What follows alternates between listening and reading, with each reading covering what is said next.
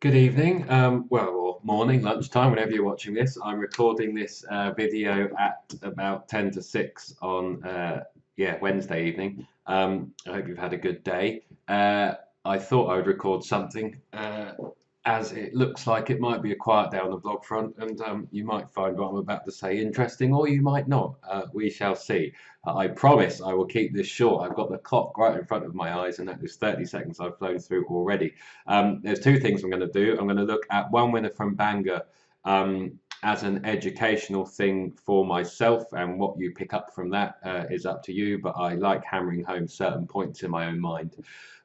So that moving forwards, when analysing horses, for example, within section 1 of the members posts or systems horses on the free blog posts or anything else in general, that I can kind of hopefully do better over time and apply this thinking more consistently. The horse I'm focusing on is Darren Toher Yank, who won the 420 at Bangor. Was tipped up by Speculate to Accumulate, as you can see there, 1 point each way at 12 to 1. So hopefully any of you who took up that offer jumped on that one as well.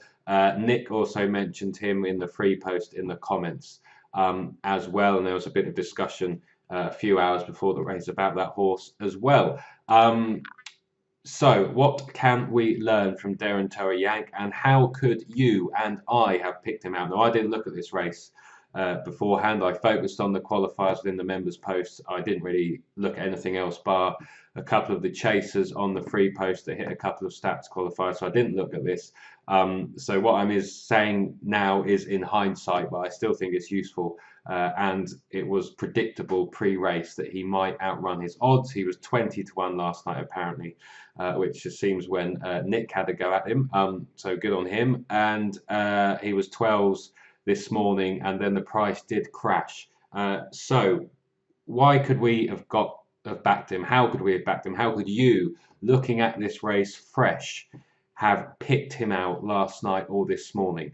I'm in GG's Gold again, but whether you use the Racing Post or at the races or whatever, hopefully you'd have still been able to pick him out, but maybe not as easily, but that's by the by. So the thing we can look at is there's two ways in that could have indicated this horse as a starting point and as something to look at. Now, as you know, my main starting points are with stats qualifiers in section 1 or on the free post. That's where I focus a lot of my punting or emails and tips from Speculate to Accumulate now, and what you good selves post in the comments, and horses that you focus on. I may have a flick through some of those as well. They are my starting points. So I didn't have any for Darren Toher Yank, but if you're looking at this race cold, I like starting points. I want a way in for looking at a horse and why you can make a case for him at the price and not tying yourself up in knots by looking at all the form of all the other runners. And kind of, talking yourself in or out of different bets. So if I click the Instant Expert tab, there's no one horse there that jumps out immediately.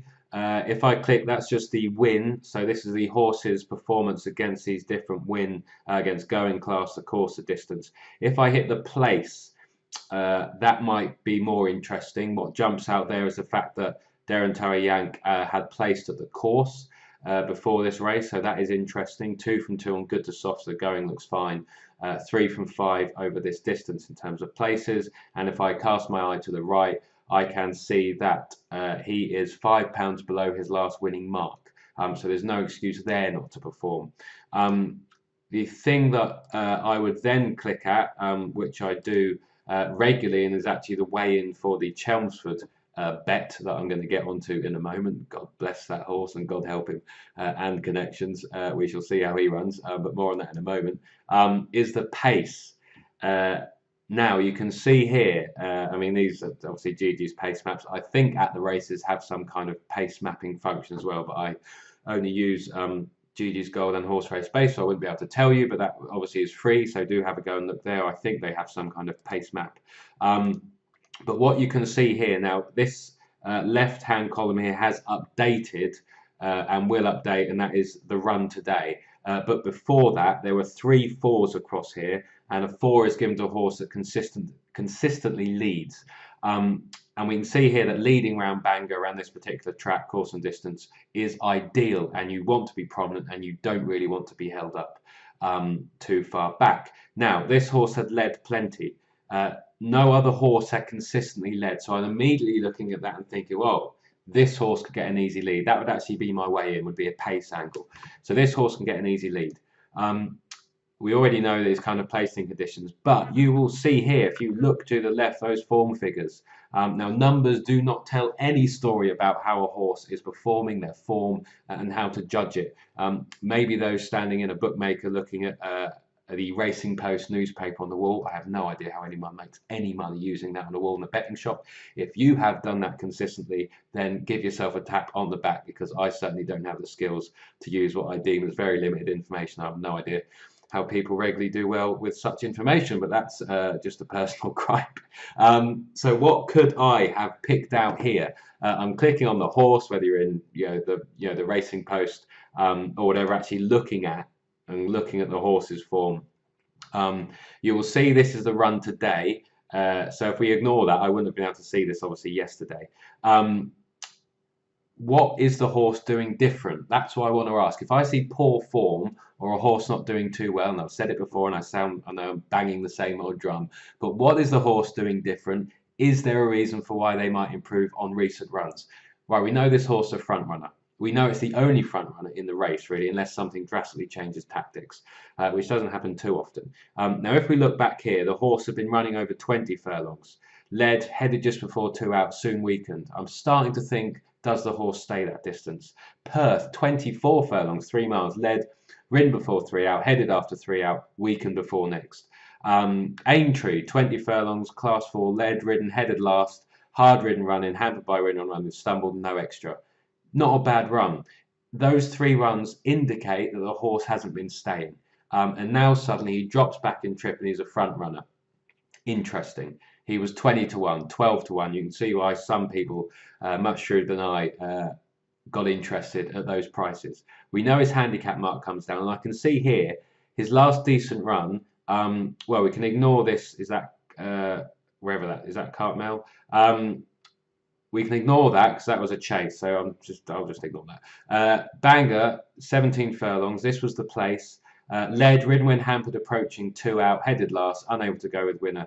Tail flashed a bit under pressure, just held on for second. Decent run, was carrying 12 stone 1 on his back and was 1-2-1. So he's come down 6 pounds. And we know he's going to get an easy lead this time. So already I'm interested. There's a few other things.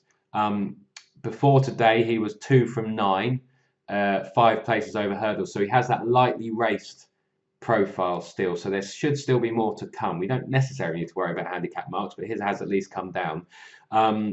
He was 0 from 5, 1 place in handicap hurdles. So there's a view that at some time he is going to win a handicap hurdle, and at some point he's going to show more. He's fairly lightly raced in the discipline, so that's a positive. What else? Are there any other ticks in my boxes of doing something different? Well, he's had 61 days off. The Cane can ready horses after a break, and importantly, he wasn't a 5-2 shot. He wasn't 4-1. You may have fitness niggles, but the bigger the price gets, the more kind of forgiving you can be of certain questions that you have on a horse. The thing that's catching my eye there is the fact that this horse has a first-time hood. That would suggest connections think he's been a bit too keen. That suggests it might help the horse settle and actually may get home and run better than he has done before. So he's doing something different. That is a reason why he might improve. He might not, but the odds I will go, he's doing something different. That is the reason why he might improve on recent form. So we've got that pace angle. He's going to get an easy lead. He drops back in trip.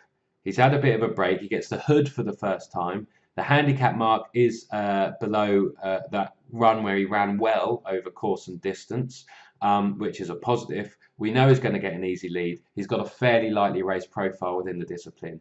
At those odds, you can see why some people thought pre-race, well, this is well worth a go. And it's exactly those same reasons that you can find horses, not every day, maybe not every other day, but increasingly over jumps, if you can find lone front runners or horses with a similarly lightly raced profile that may have looked out of form, but there is a reason for that form. He hasn't run badly there. He's only faded a couple from home, and that's because he clearly hasn't stayed.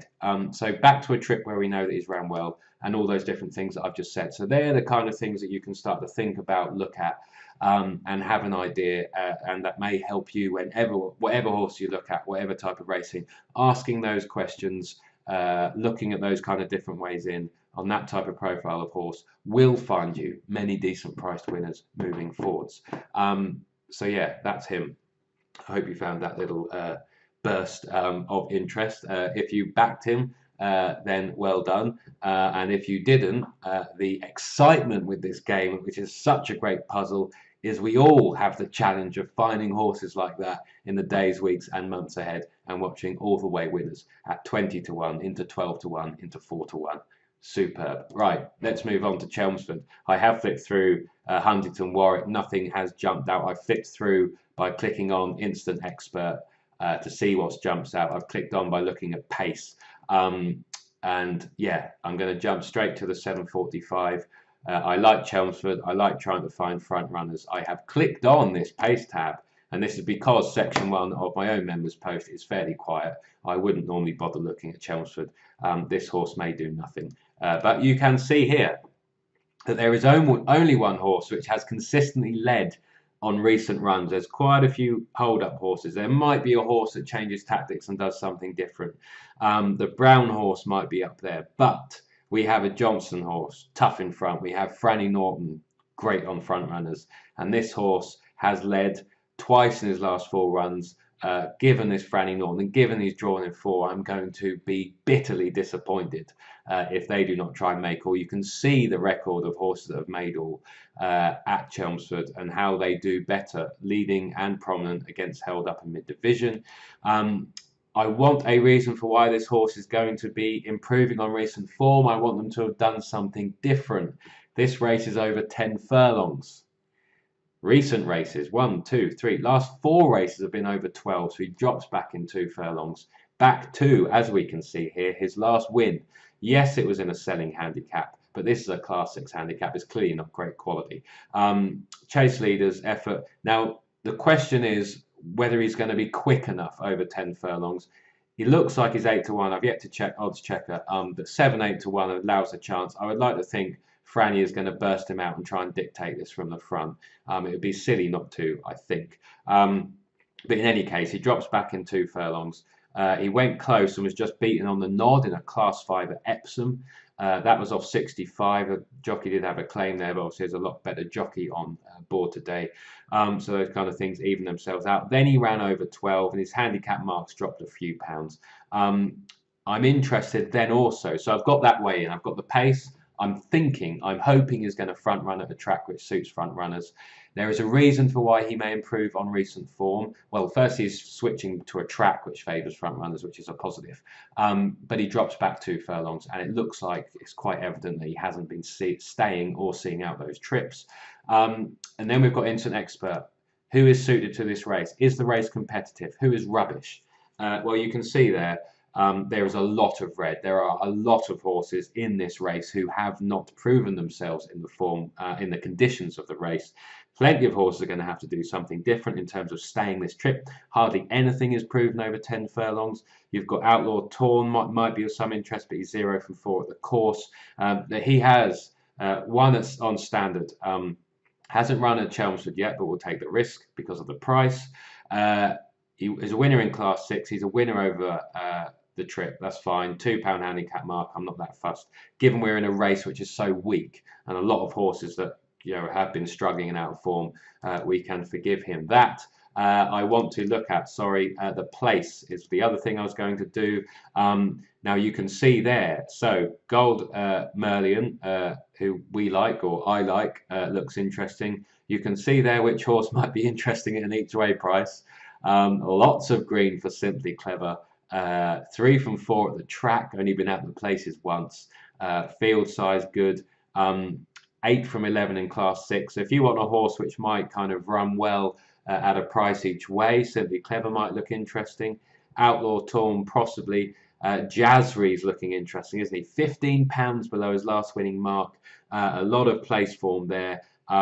You might use that as a way in for a bit of a further nibble, but I'm definitely going to have a interest bet on Gold Merlion. or Merline, however we say that.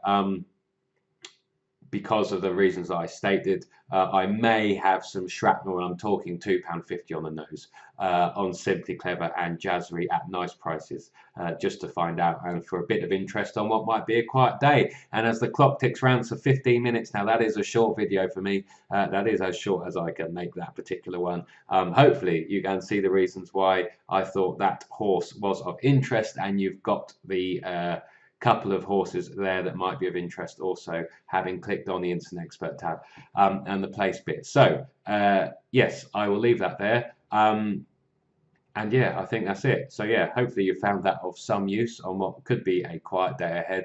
And yeah, thanks for watching. As always, any comments, questions, positive, negative, etc., do post them below, and I will get back to you as soon as possible. But yeah, this is me saying bye for now, and yeah, see you soon.